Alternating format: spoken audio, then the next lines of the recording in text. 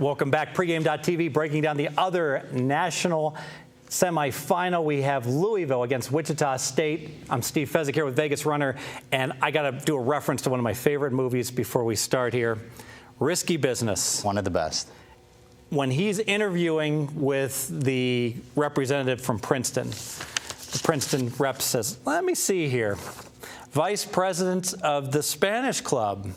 3.28 grade point average. You've done some nice work here, Joel, but it's not quite Princeton material. And that's how I feel about these Shockers. You know, second place in the Missouri Valley Conference regular season, second in the tournament, Missouri Valley. Nice win over an overvalued Gonzaga team and a nice upset against Ohio State, but doesn't exactly going to make you qualified to win the national championship, right? Agree. They're getting a lot of comparisons to Butler. I mean, let's face it, they're an experienced team. Sure. And I actually think come Saturday, the bettors, the betting public, is going to back Wichita State getting double digits. I think you'll get Louisville tied into more teasers and things like that. But I think at 10.5, I think bettors are going to take Wichita State. Here's why, man. When it gets to the time of the season for all sports, where you get so many recreational bettors. I'm not talking about guys that just bet Sunday NFL. I'm talking about people that may not bet the entire year, and then they bet the Super Bowl, or they don't bet all of college basketball, but they bet the Final Four or the national championship game. Those type of bettors tend to fall in love with underdog stories. We see it in all sports. And I think Wichita State's now that Cinderella, now that underdog story. But now and I think money they're going to track that kind. On the Buckeyes late. Yeah, it did. And that was not the sharp money. No, it wasn't. I had Wichita State plus 4.5, and all across the different message boards. Fezzik's an idiot. He took a bad number. I agree. I agree with you. But now they're here.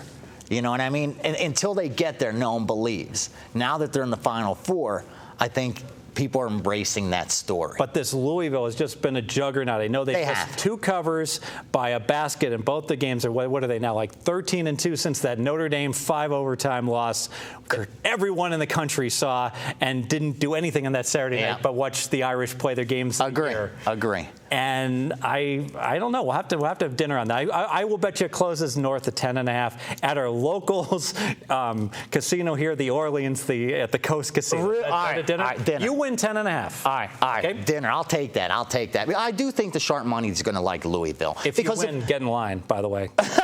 Alf, I'll get you, Alf. You're next. You're next. Because here's the thing. The sharp money is going to be on Louisville because if anyone's power ratings have Louisville much higher than this over Wichita State. I'd say most have them around 14.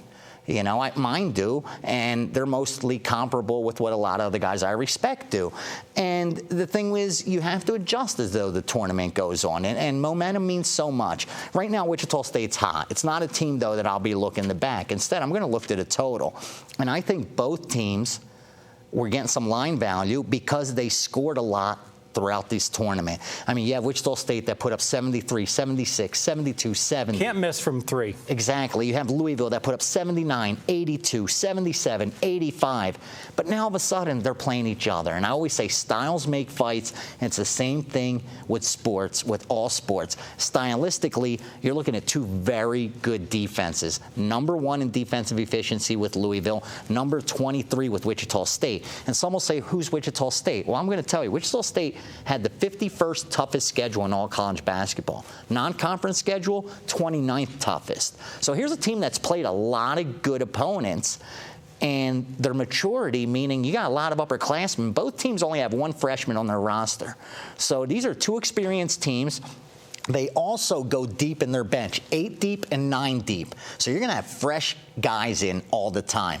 That tells me both teams are going to lock it up on defense. I think this is going to be a lot lower scoring than most expect. The move right away was to the over. The line moved to the over. I think that's getting out ahead of the public because the public's going to blast this over like it's free money. And I'm telling you, right before game time, 20, 30 minutes before game time, once this gets up to that 133 range and it's ridiculous, no hurry. You're going to see some sharp steam action come in on the under. I see where you're going. We're going to get to that, make it official. But first, let me me ask you, because you are the MMA expert, you referenced fighting. I got to ask you about the injury to the kid, the impact that's going to have at Louisville with the initial shock, and they get sky high, blast Duke.